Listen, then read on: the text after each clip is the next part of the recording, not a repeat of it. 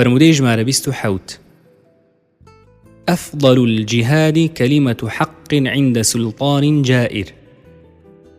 واتە پێغەمبەری خوا صلی الله عليه وسلم دەفەرمێ باشترین تێکۆشان و جیهاد وشەیەکی حەقە لە بەرامبەر دەسەڵاتدارێکی ستەمکاردا.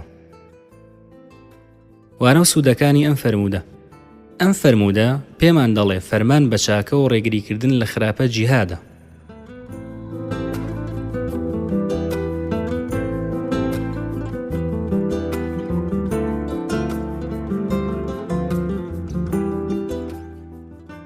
فرمودەی ژمارە 28 كلكم راع وكلكم مسؤول عن رعيته والأمير راع والرجل راع على أهل بيته والمرأة راعية على بيت زوجها وولده فكلكم راع وكلكم مسؤول عن رعيته. واتە پێغەمبەری خوا صلی الله عليه وسلم دەفەرمێ هەموو یەکێک لە ئێوە بەرپرسە و هەمووتانیش بەرپرسن بەرامبەری بەردەستەکانتان. ئەمیر بەرپرسە و پیاویش بەرپرسە بەرامبەر ماڵ و منداڵەکانی و ئافرەت بەرپرسە بەرامبەر ماڵی مێردەکەی و منداڵەکانی کەوابوو هەمووتان بەرپرسن و هەمووتانیش بەرپرسن بەرامبەر بەردەستەکانتان.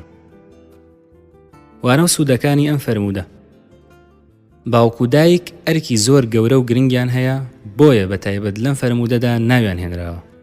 ئەرک و بەرپرسیارەتی گەورەیان هەیە کە بە جوانترین شێواز منداڵەکانیان پەروەردە بکەن و بە جوانی بەخێویان بکەن و لە هەموو مەترسیەکان بیان پارێزن. هەروەها لە لادان و هاوڕێی خراپ بە دووریان بگرن. ئەرکیانە فێری خوێندەواری و زانست و ئاکارە جوانەکانیان بکەن.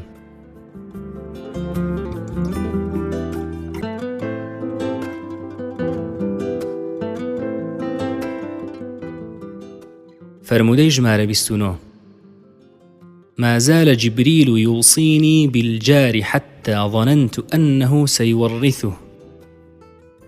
واتە پێغەمبەری خوا صلی الله عليه وسلم دەفەرمێ بەردەوام جیبریل وەسیەتی پێدەکردم بەرامبەر دراوسێ تاوا گومانم برد کە دراوسێ دەبێتە میراتگری دراوسێ. وانە سوودەکانی ئەم فەرموودە گەورەی مافی دراوسێ تەنانەت کار گەیشتووەتە وەسیەتکردن و دووبارەکردنەوەی وەسیەتەکە ئەمەش فەرمانی خوایە و جیبریل دەیگێنێت.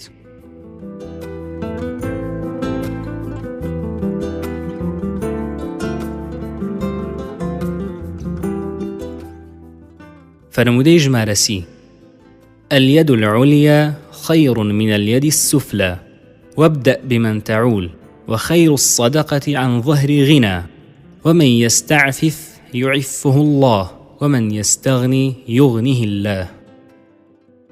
واتە پێغەمبەری خوا صلی الله عليه وسلم دەفەرمێ ئەو دەستەی لەسەرەوەیە و دەبەخشێ باشترە لەو دەستەی کە لە خوارەوەیە.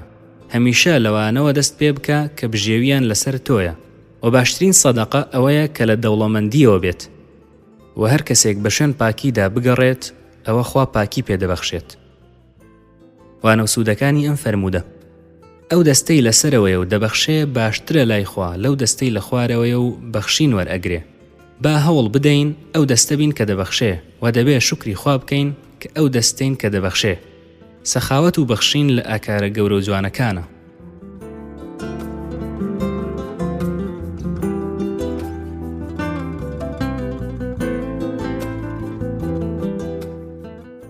فرمودەی ژمارە 31 وإنك لن تنفق نفقة تبتغي بها وجه الله إلا أجرت بها حتى ما تجعل في امرأتك. واتە پێغەمبەری خوا صلی الله عليه وسلم دەفەرمێ تۆ هەر شتێک خەرج بکەیت و مەبەستت پێی خوا بێت ئەوە پاداشت دەدرێیتەوە تەنانەت ئەو خواردنەش کە دەیکەیتە دەمی خێزانەکەتەوە. وانە سوودەکانی ئەم فەرموودە گەورەترین خێر و سەدەقە بۆ موسڵمان ئەو پارەیە بۆ خێزان و منداڵەکانی خەرجی دەکات وەکو لە فەرموودەی تردا هاتووە.